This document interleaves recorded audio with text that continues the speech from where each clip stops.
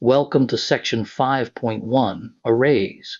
In this lesson you will learn how to store many values under one name. Let's get started. Welcome back. So far, every variable you made holds a single value. One number, one character, one thing.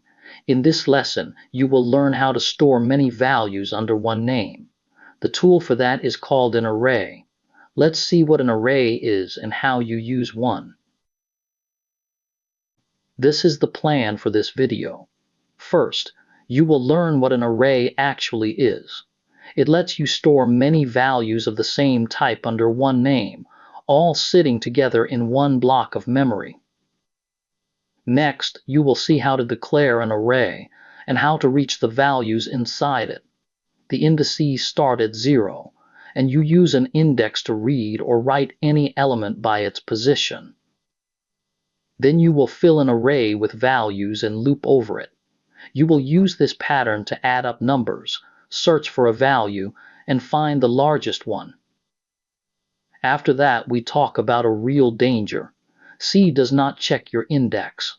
If you go past the end of an array, the result is undefined and your program can misbehave. Finally, you will learn how to find an array's size, how to pass an array to a function, and how to avoid the common off by one mistake. Why do we need arrays? So far, every variable holds a single value, one int for a temperature, one double for an average. That works fine when you have just a few values, but what if you need to store 100 test scores? Declaring score 1, score 2, all the way to score 100 is not just tedious. It is unworkable. You cannot loop over 100 separate variables. There has to be a better way, and there is. So what is an array? An array lets you store many values of the same type under a single name. An array is a fixed size, contiguous sequence of elements of the same type. The elements are reached by their position, which is called the index. The size is set when you declare it, and it cannot change later. So instead of score 1 through score 100, you write int scores, square brackets 100. Then you reach each value by its position. Now let's declare an array. An array declaration looks like a normal variable declaration, but with a size in square brackets. Int scores, square brackets, 5, semicolon. This creates an array named scores that holds 5 int values. The number in the brackets, 5, is the size. That is the number of elements it can store. And just like ordinary variables, a local array that you declare without giving it values holds garbage. Each slot holds an unpredictable number until you store a real value there.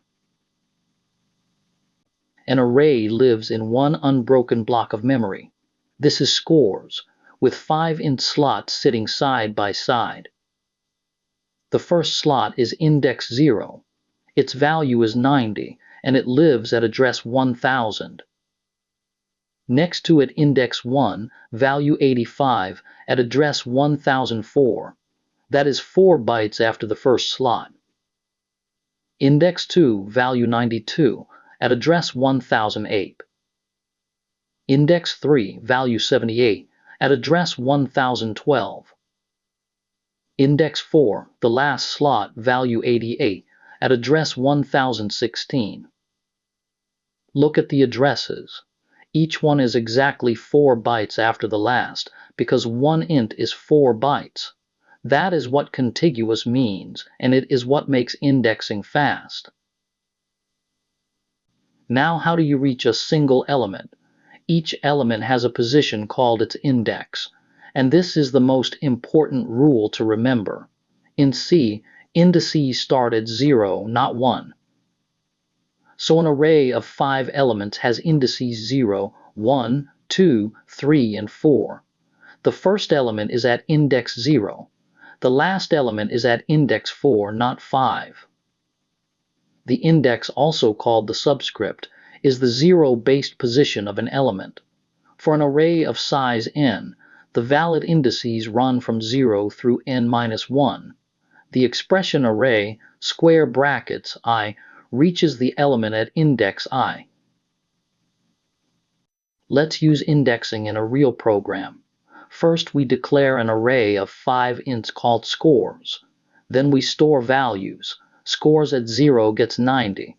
Scores at 2 gets 92. Scores at 4 gets 88. Each scores at I behaves exactly like an ordinary int variable. You can assign to it, read from it, and print it. We print scores at 0, which is the first element, and scores at 4, which is the last. The output shows first 90, then last 88.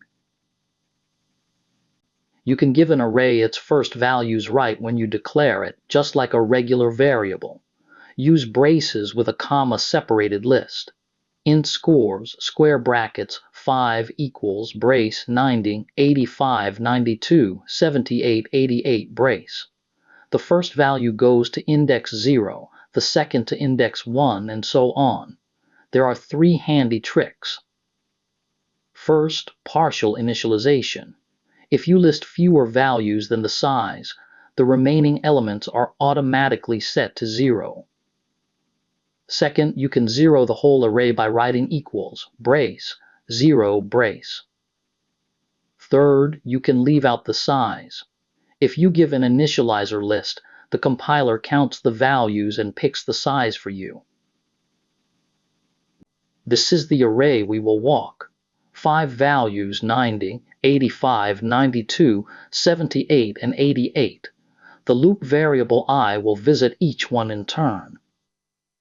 First I is 0, scores at 0 is 90. We read it and add it to the sum. I++, now I is 1, scores at 1 is 85, add it to the sum.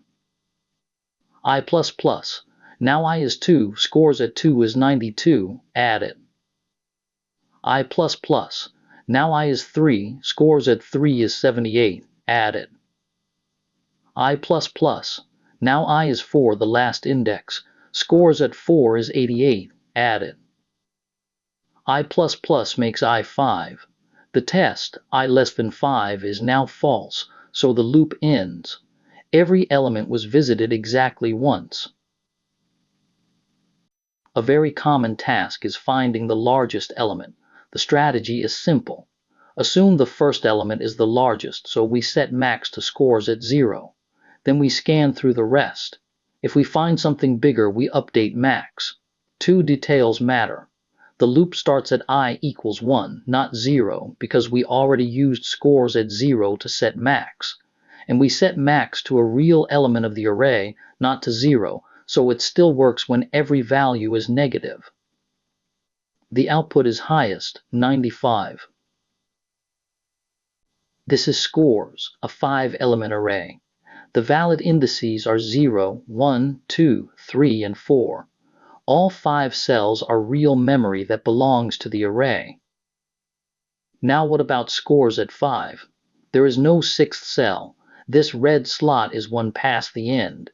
It holds unknown memory, shown as 3 question marks.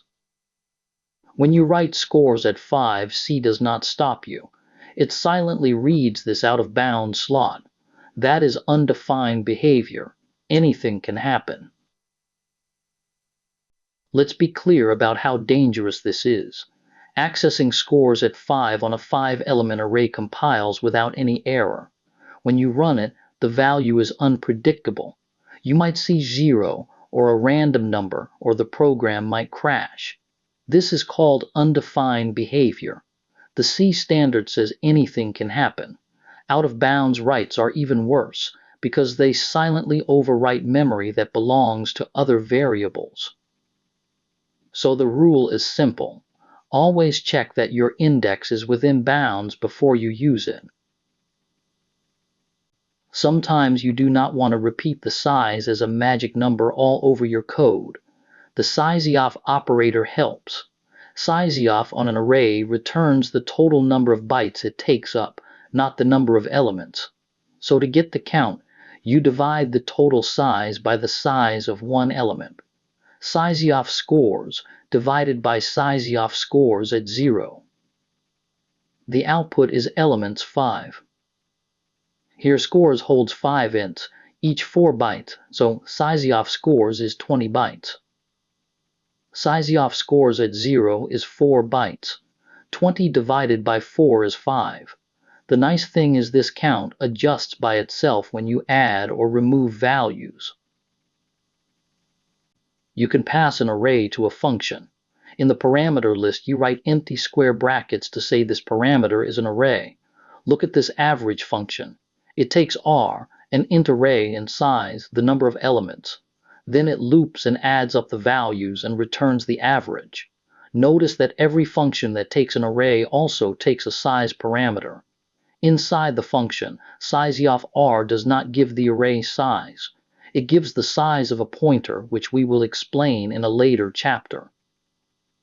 When you call the function, you write just the name, scores, with no brackets and no size next to it. The brackets only appear in the parameter list. And remember, always pass the size yourself. This is the most common array bug of all, the off by 1 error. In this loop, the condition is I less than or equal to 5. That looks reasonable, but it is wrong. The array has indices 0 through 4. The condition lets I reach 5, which is one past the last valid index. So the loop runs 6 times, and on the last pass, r at 5 reads memory past the end of the array. That is undefined behavior. The fix is to use I less than 5. Memorize this pattern once and for all. For int I equals 0, I less than size, I plus plus. Always less than, never less than or equal to. Let's recap. An array is a fixed size sequence of elements of the same type, stored one after another under a single name. You declare it with square brackets, like int scores square brackets 5. The indices are 0 based. So scores at 0 is the first element and scores at 4 is the last. You iterate with a for loop, I from 0 while I is less than the size. Always less than, never less than or equal to. Remember, C does not check bounds. Reaching outside the array is undefined behavior, not a friendly error. To count elements, use Sysioff array divided by Sysioff array at 0. And when you pass an array to a function, always pass the size too. Next, you will learn multidimensional arrays, which are tables with rows and columns, like a spreadsheet or a game board.